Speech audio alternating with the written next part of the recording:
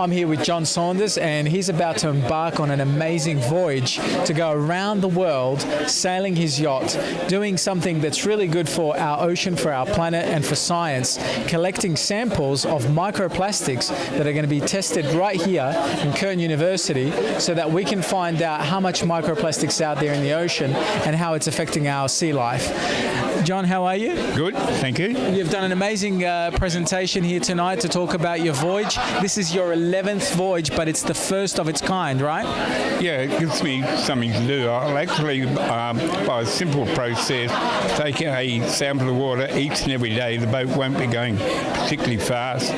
It'll come out on a filter, a simple filter, and all those filters from each day will be posted back to Curtin University at the end of each leg, so to speak. So you're expecting that this voyage will take you about how long to sail around the world? I think from here back to the Australian mainland about 10 months. But the route I'm taking is an easy route, simple route, but it's mostly through the Southern Ocean, subtropical and tropical regions, though I will go into the Northern Hemisphere for a while. Excellent. And you are an amazing man. I mean, this is a great cause, but I think it takes an even greater person to be able to do this and doing it at your young age of 80 years old. Oh, 80 years old. Actually, it's quite simple. It's just, I mean, if you can go from now, Rottnest Island, which is, 12 miles away from Fremantle, if you can get there, I reckon you can get to Mauritius. And most cruising yachtsmen sailors could do it. Some are apprehensive to do it, but frankly, it's not so difficult. What I'm doing is not difficult. How many times have you been down that path, if you like, towards Mauritius or through that ocean? I've done that 4 times out of 10, and this will be the 11th time overall, so that'll be 5 times. I'm here with Nicola Watts, and she's the lovely lady that's behind putting the event here today at O'Sullivan Davis. Nicola, tell us a little bit about why you chose to host this.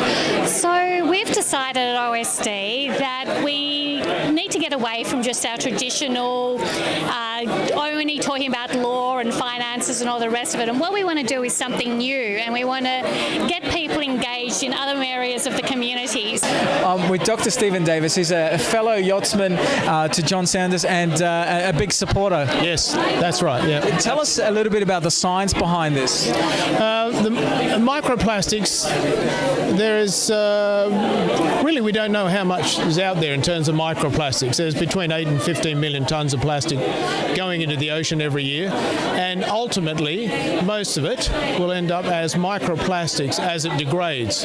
About 1% remains on the surface of the ocean, 5% ends up on the beaches, and the rest, 94%, is either on the way down or it's already at the bottom, and a lot of it's consumed by marine life, which ultimately goes through the whole chain, and we get to eat the microplastics. So this particular experiment and research is going to be very important to bring back the data through to Curtin Uni and have that science report what's out there, right? Oh yes, well, there is no baseline for we don't know how much microplastics are out there, and until we know, we can't monitor the increase, the rate of increase, or the amount itself. So we don't know how much is an alarming amount. The medical research now tells us that microplastics don't just pass through our gut, it transitions into our circulatory system. So it's in our body and in the lymphatic system. Again, I mean, this makes this particular journey a very important journey. The research is very important. Oh, absolutely. How can people get behind this great cause? A simple way to get behind it is on the website. If you go to jonsanders.com, you'll end up on the No Plastics website. Yes. You can track the voyage. We have a GoFundMe.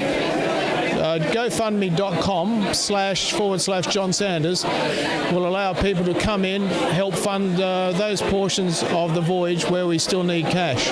That's amazing, and I hope people get behind it and get very generous, because it is a great cause, not only for the marine life but also for human life and potentially for our future of the ocean. Oh, it's the next generation that are going to be dealing with the amount of plastics we're pumping in, and we'll never get it out, but maybe we can either slow it down or hopefully stop it.